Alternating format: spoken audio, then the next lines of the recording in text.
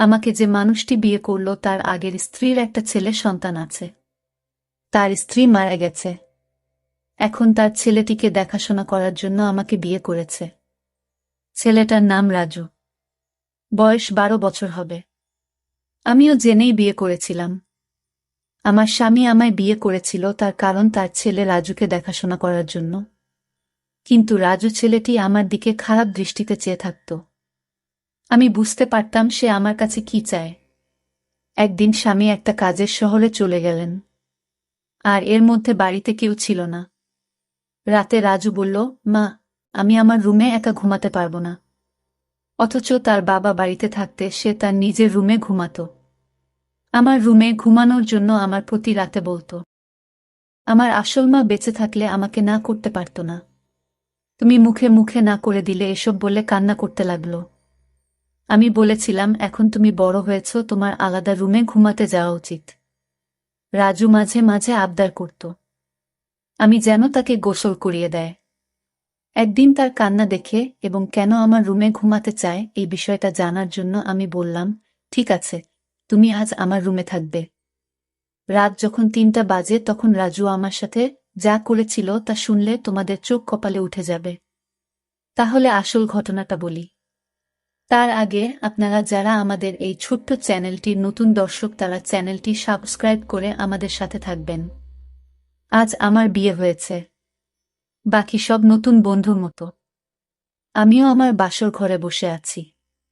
কিন্তু আজ আমার মনে নেই কোনো সংকোচ, নেই কোনো স্বপ্ন, আর নেই নতুন সংসার সাজানোর ইচ্ছা।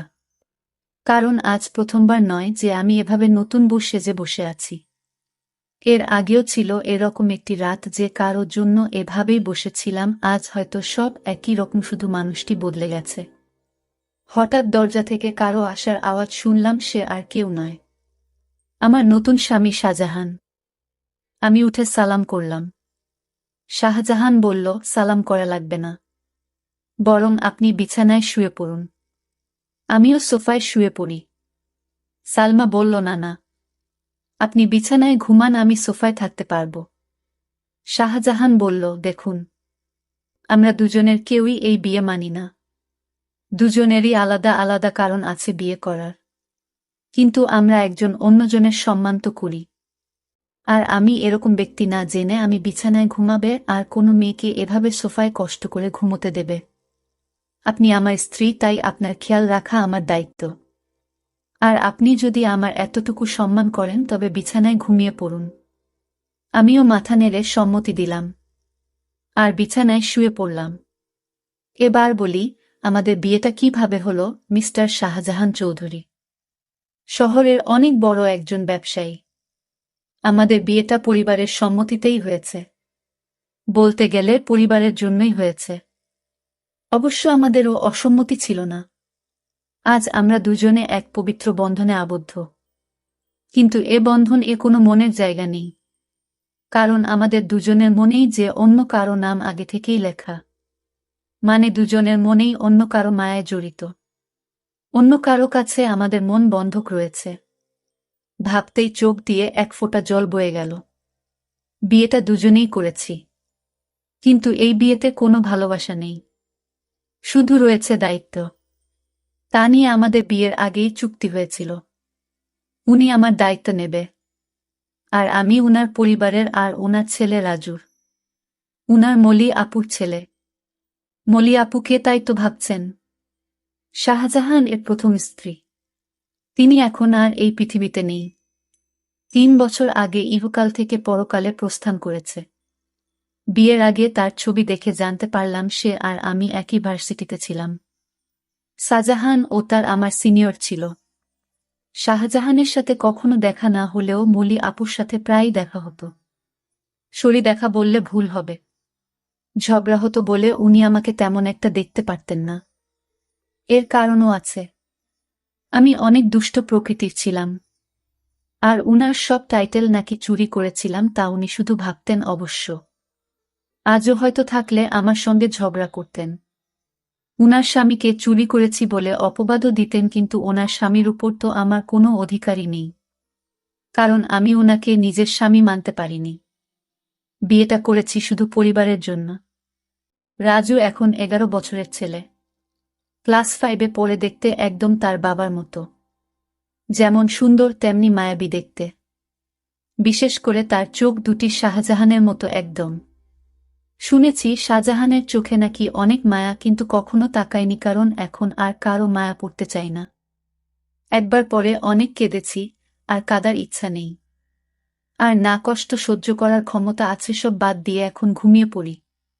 ঘুম থেকে উঠলাম, সকালের আলো যখন চোখে এসে পড়ল, উঠে দেখি শাহজাহান এখনো ঘুমোচ্ছে।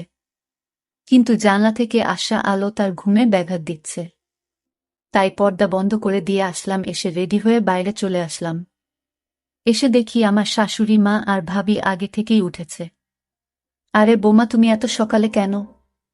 আমি বললাম, আসলে মা, ঘুম ভেঙে গিয়েছিল তাই। ভাবি, তা ঠিক আছে, কিন্তু আমাদের নতুন বোমা কোনো সাজে না, না কোনো গয়না। যাও পরে আসো। ভাবি, আসলে আমার সাজা পছন্দ না। ভাবি বলল, জানি, তাই তো গতকাল নিজের বিয়েতেও সজনি। মা বলল, বিয়েটা কি তেমনভাবে হয়েছে, নাকি তোর দেবার জন্য কিছুই করতে পারলাম না? ভাবি বলে, থাক মা, বাদ দেন। মা, আমাদের নতুন বউ তো এমনিতেই চাঁদের টুকরা, ওর সাজা গোজা লাগবে না। ভাবি, আমি বুঝি সুন্দর না, মুখ গোমরা করে মা বলল, তুইও খুবই সুন্দর, কিন্তু মা জানো, আমি ছেলে হলে ঠিকই প্রেমে পড়তাম। আমার যা তা এত সুন্দর, সবাই হাসাহাসি করত। সালমা বলল, মা, আমি আপনাদের জন্য চা বানিয়ে আনি। মা বলল, আরে না, তুই বস, আমরা সব করব। সালমা বলল, মা, আমার ভালো লাগে না এমনি বসে থাকলে। মা, কিন্তু সালমা প্লিজ মা। ভাবে বলল, আচ্ছা তাহলে আমি সাহায্য করি, আর সাথে অনেক গল্প করব, কেমন? সালমা আচ্ছা। সালমা চা বানালো, আর রানু ও ভাবির সাথে গল্প করল। আসলে গল্প করছিল না, শুধু শুনছিল। চা বানানো শেষে নিয়ে আসে। এসে দেখে মা, বাবা আর শাহজাহানের ভাইয়া বসে আছে। বসে বসে গল্প করছে, সবাইকে চা দিল। বাবা বলল, অনেক মজা হয়েছে, তোমার চায়ের থেকেও মজা হয়েছে। শাহজাহান, হ্যাঁ, অনেক অনেক ভালো হয়েছে। রানুকে একটু চা বানানো শিখিয়ে দিয়ে। রানু, কি এত বড় কথা, কাল থেকে 7 দিন তোমার চা বন্ধ? বাবা বলল, না না, আমি তো দুষ্টুমি করে বলেছি। তুমি তো জানো আমি চা ছাড়া থাকতে পারি না। এভাবে সবাই চা খেয়ে নিলাম। তারপর আমি আমার স্বামী রুমে গেলাম, গিয়ে দেখি অবাক কাণ্ড। শাহজাহানের ছেলে, অর্থাৎ আমার স্বামীর ছেলে তো আমারই ছেলে, সে তো বড় দুষ্টু হয়ে গেছে অল্প বয়সে। মনে হয় পেকে গেছে। গিয়ে দেখি একটা পুতুল হাতে নিয়ে বলছে, তুমি কবে আমার হবে মা, কবে আমায় কাছে টেনে নেবে? আমি যে আসতে পারছি না মা। আমি অবাক হয়ে তার কথাগুলো শুনতে পেলাম, কোনো মাকে সে চায়। আর মায়ের কাছে তার কিসের চাওয়া, আর তার মা তো বেঁচে নেই। তাহলে আমাকে নিয়ে কিছু বলছে নাকি? এত ছোট ছেলেই বয়সে পেকে গেছে। কি বলছে কিছুই বুঝতে পারছি না। কিছুদিন পর আমার স্বামী ব্যবসার কাছে বাইরে গেলেন কিছুদিনের জন্য। রাজু ছেলেটি আমার দিকে সব সময় এক অদ্ভুত দৃষ্টিতে তাকিয়ে থাকে। মনে হয় তার চোখের ভিতর হাজারো পিপাসা। আমি হঠাৎ জিজ্ঞেস করলাম, এই রাজু, তুমি এভাবে আমার দিকে তাকিয়ে কি দেখছো? আমি আপনার চেহারা দেখছি, আপনার চেহারায় এতটাই মায়া যে আপনার চেহারায় আমি একটা অদ্ভুত জিনিস দেখতে পাই।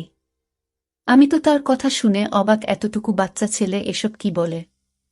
হঠাৎ আমাকে জিজ্ঞেস করে ফেলল, আচ্ছা মা, তুমি বাবাকে কেন বিয়ে করলেন? আমি বললাম, দেখো তুমি ছোট মানুষ, আর তাই তোমাকে দেখাশোনার জন্য তোমার বাবা আমাকে বিয়ে করেছে। রাজু ইদানিং দেখছি আমার দিকে অদ্ভুত দৃষ্টিতে তাকিয়ে থাকে। আমি যেখানে যাই সেখানে আমাকে ফলো করে। আমি গোসল করতে গেলাম। রাজু বলছে, মা, অনেক দিন হলো।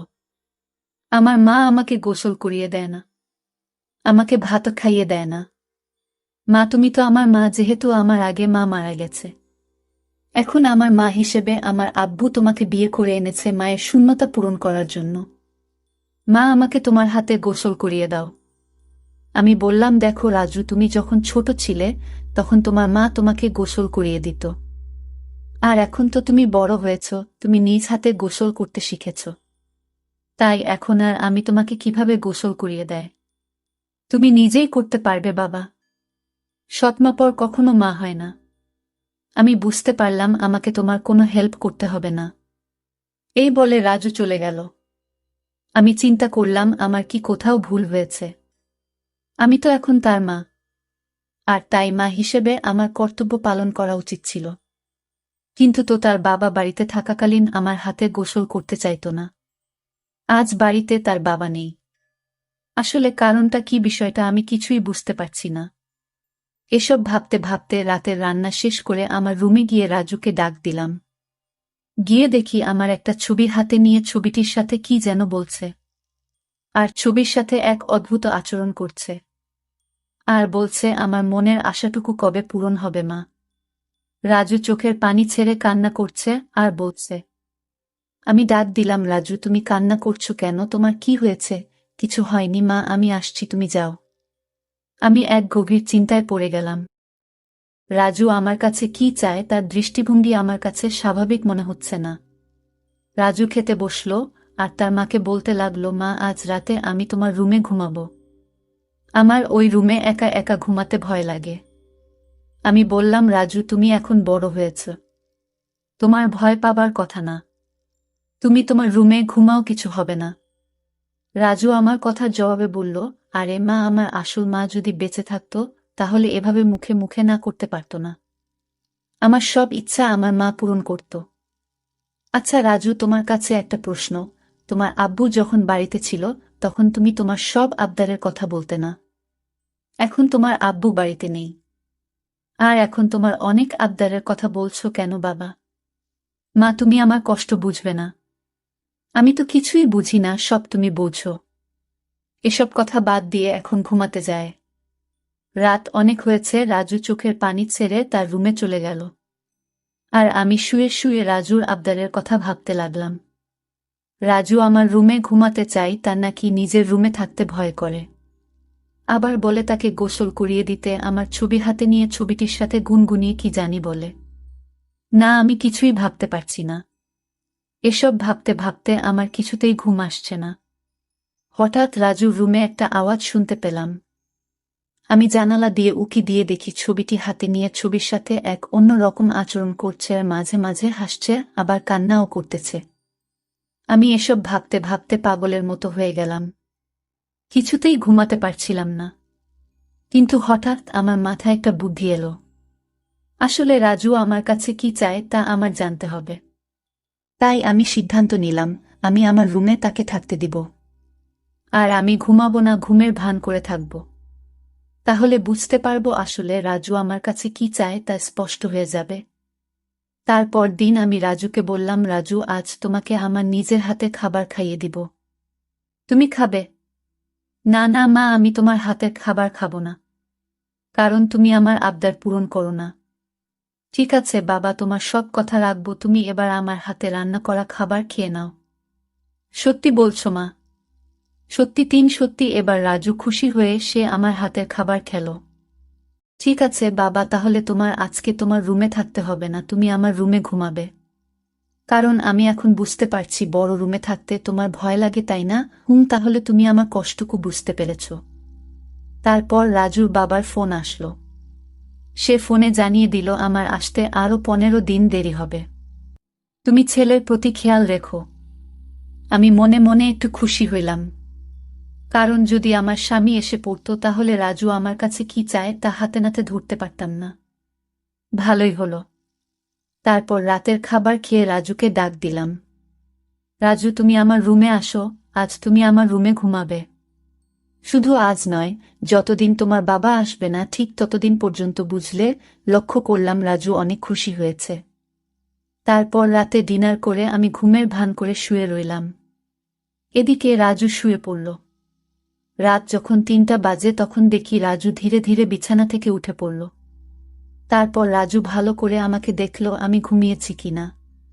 তারপর ধীরে ধীরে আমার কাপড়ের আঁচলটা বের করল, কারণ কাপড়ের আঁচলে আমার ঘরের আলমারির চাবি ছিল। আমি যেন আর না পাই, আর তাই সে ধীরে ধীরে চাবিটা আঁচল থেকে তার হাতে নিয়ে নিল। তারপর আলমারিতে থাকা তার মায়ের স্বর্ণের গহনা ছিল, আর আলমারিটা খুলে সকল স্বর্ণ অলংকার সে একটা শপিং ব্যাগে নিয়ে নিল। ব্যাগ তার রুমে নিয়ে রেখে আসলো। তারপর চাবিটা আঁচলে বেঁধে রেখে দিল। তারপর ঘুমিয়ে পড়ল। আমি ঘুম থেকে জেগে উঠি। এটা কি করলো? এতটুকু একটা ছেলের সাহস দেখে আমি অবাক হচ্ছি। সেসব স্বর্ণ অলংকার চুরি করল। আর এই বয়সে তার এত স্বর্ণ বা টাকা দরকার কেন? আমি তাকে কিছুই বলিনি। সকালে উঠে রাজু বলল, মা, তাড়াতাড়ি খাবার দাও, আজ একটু জলদি স্কুলে যেতে হবে। ঠিক আছে, আমি নাস্তা দিচ্ছি, খেয়ে স্কুলে যাও। সে তাড়াহুড়া করে খাবার খেয়ে ব্যাগটি নিয়ে ঘর থেকে বের হতেই আমিও তার পিছু নিলাম। তারপর দেখলাম একটা স্বর্ণের দোকানে গিয়ে স্বর্ণগুলো বিক্রি করে দিল। তারপর এই টাকাগুলো নিয়ে কবরের চারপাশে বেড়া দেওয়ার জন্য কিছু সরঞ্জাম কিনল। আর সেই সরঞ্জাম নিয়ে গেল তার আসল মায়ের কবরের পাশে। আর মায়ের কবরের চারপাশে বেড়া দিয়ে খবরটাকে সুন্দর করে তুলল, যেন গরু ছাগল যেতে না পারে। আমি রাজুর এই দৃশ্য দেখে অবাক হয়ে গেলাম। এতটুকু একটা ছেলে, মায়ের প্রতি ভালোবাসা, কিন্তু চুরি করে কেন করল? পরে আমি রাজুকে বললাম, বাবা, আমি তোমার সব কার্যকলাপ দেখেছি। তুমি চুরি করলে কেন মা? তুমি জানো এখন আমার মায়ের টাকা দিয়ে কিনা আমার বাবা আমার মাকে অনেক কষ্ট দিয়েছে। আর তাই আমি আমার মায়ের সম্পদ বিক্রি করে মাকে দিয়ে আসলাম। ভালো করেনি মা। বাহ রাজু, তোমার মতো সন্তান যদি প্রতিটি ঘরে ঘরে থাকত, তাহলে পৃথিবীটা অনেক সুন্দর হয়ে যেত। মায়ের প্রতি এমন ভালোবাসা দেখে আমি মুগ্ধ হলাম। সকল দর্শকদের উদ্দেশ্য করে বলতে চাই, যাদের মা বেঁচে আছে তারা খেয়াল রেখো, তাহলে দুনিয়া আখেরাতে শান্তি পাবে, সকল কাজে সফল হবে। আর হ্যাঁ, মা ছাড়া এই দুনিয়াতে আপন কেউ নেই। যার মা নেই তার এই দুনিয়াতে কেউ নেই। বন্ধুরা, আজকের গল্পটা কেমন লাগলো তা কমেন্ট করে জানাবেন। আর আপনারা কোন ধরনের গল্প পছন্দ করেন তাও কমেন্ট করে জানাবেন। সকলে ভালো থাকবেন, দেখা হবে নতুন কোনো ভিডিওতে। ভিডিওটি শেষ পর্যন্ত দেখার জন্য সবাইকে অসংখ্য অসংখ্য ধন্যবাদ।